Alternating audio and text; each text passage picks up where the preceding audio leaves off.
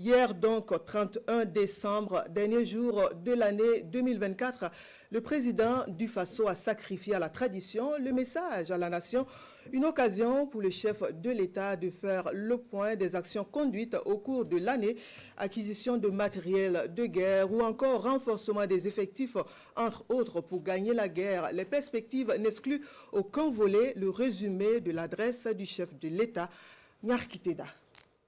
Grâce à nos vaillantes et résilientes forces combattantes, nous avons pu maintenir le cap et toujours garder l'initiative. L'initiative de faire et surtout de gagner la guerre, le chef suprême des forces armées nationales et ses hommes mènent constamment les offensives et rentrent partout en tout temps pour traquer l'ennemi. 2024, année de tous les défis au plan sécuritaire, relève le chef de l'État. 15 000 hommes recrutés rien que pour l'armée, toujours en formation, plusieurs dotations en armement et en moyens roulants. Avec la naissance de plusieurs unités spéciales, le président du Faso rêve de faire de l'armée burkinabé une armée redoutable au service de la nation. Il y aura la création au cours de l'année 2025 d'au moins 5 bataillons d'intervention rapide qui seront placés donc dans des zones stratégiques. Et aussi, au niveau de l'armée de terre, nous verrons la création d'un groupement expéditionnaire Sahel. Tout cela dans l'objectif de pouvoir densifier le champ de bataille et de reconquérir la totalité de notre territoire. Au niveau des forces de sécurité, le réajustement va se poursuivre de manière stratégique et nous souhaitons que ces forces puissent s'adapter de manière intelligente et avec une grande flexibilité à la reconquête du territoire pour pouvoir combler les interstices et les couloirs qui pourront servir donc à ces criminels pour s'infiltrer. Mailler le territoire avec pour viser la reconquête de toutes les limites territoriales du Burkina Faso, le chef de l'État y croit. Pour reconquérir l'intégralité du territoire, il faut des infrastructures adéquates, reconnaît le président du Faso. Le capitaine Ibrahim Traoré et son gouvernement ont des grands projets à cet effet. Dans ce sens également, il a été créé l'initiative Faso Mabou, qui devra donc à terme pouvoir doter chaque région d'une brigade de construction de routes. Déjà, les équipements pour les premières brigades sont en route et dans quelques jours, elles pourront être opérationnelles et devront commencer à agir pour le bonheur donc de nos forces combattantes pour leur mobilité sur les champs de bataille et aussi doter certaines zones qui depuis là n'ont pas de route, de bonne route pour qu'ils puissent communiquer. La guerre ne saurait se mener sans économie. C'est en cela que le président du Faso salue déjà l'inauguration des usines de transformation de tomates à Bobo-Dioulasso, Yako et bientôt à Tinkodogo, de même que la naissance d'autres usines dans les domaines du textile et des mines. Le Burkina Faso a mal à son administration, reconnaît le président du Faso. Et le chef de l'État en veut pour preuve le dernier procès sur le détournement des deniers publics.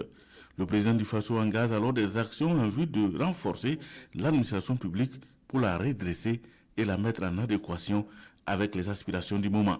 Voilà pourquoi beaucoup de mesures sont en train d'être prises pour que cette administration redevienne fonctionnelle comme on le souhaite. La CRD a été mise en place dans ce sens et nous travaillerons à ce que dans le mois de janvier, elle soit opérationnelle et que les citoyens puissent dénoncer des cas de dérive et de manquement, de dysfonctionnement dans notre administration. Nous poursuivrons dans cette logique pour pouvoir redresser, mais aussi inviter la digitalisation dans l'administration pour pouvoir lutter efficacement contre la corruption.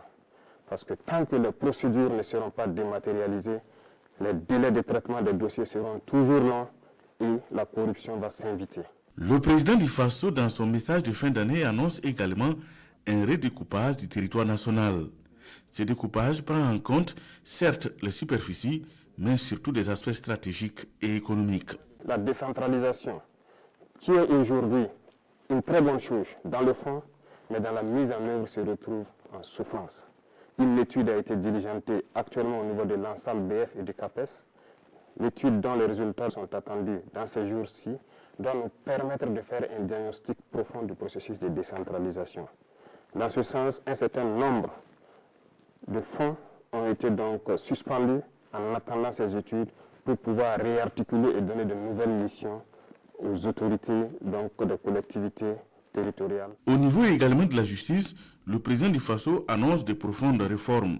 La justice burkinabé va désormais tenir compte des valeurs endogènes du pays avec in fine rapprocher la justice du justiciable. Les tribunaux coutumiers devront voir le jour et dans ces tribunaux coutumiers, des auditeurs de justice d'un nouveau type seront donc recrutés pour animer ces tribunaux coutumiers. Cela pour prendre en compte nos valeurs endogènes de règlement des conflits, pour avoir une justice réparatrice et non une justice uniquement punitive. Dans le domaine de la diplomatie, l'image du Burkina Faso rayonne et le sera encore davantage en cette année 2025 à travers le monde. Foi du président du Faso qui salue en outre l'avènement de l'AES. Pour le capitaine Ibrahim Traoré, l'alliance est mise en place certes par le Mali, le Niger et le Burkina Faso, mais elle appartient à tous les Africains désireux de souveraineté, d'indépendance et de liberté totale. Nous poursuivrons notre démarche pour qu'elle soit une union forte dans tous les domaines cités, que ce soit de la diplomatie, de la défense et de la sécurité et surtout du développement. C'est dans ce sens que nous serons un exemple de souveraineté, un exemple de dignité et une fierté à travers l'Afrique et à travers tout le monde entier. L'Institut des peuples noirs devra être un tremplin pour pouvoir attirer au Burkina Faso tous les Noirs du monde entier pour pouvoir se ressourcer, revoir les cultures et pouvoir apprendre de nos cultures, les moderniser pour faire développer notre patrie. Le président du Faso prévoit, dans ce sens, l'érection d'un bâtiment au sein du musée national pour prendre en compte les aspects de la culture du Burkina Faso, incarné désormais par l'IPN, l'Institut des peuples noirs, pour l'enseigner au monde entier. La patrie ou la mort, nous vaincrons.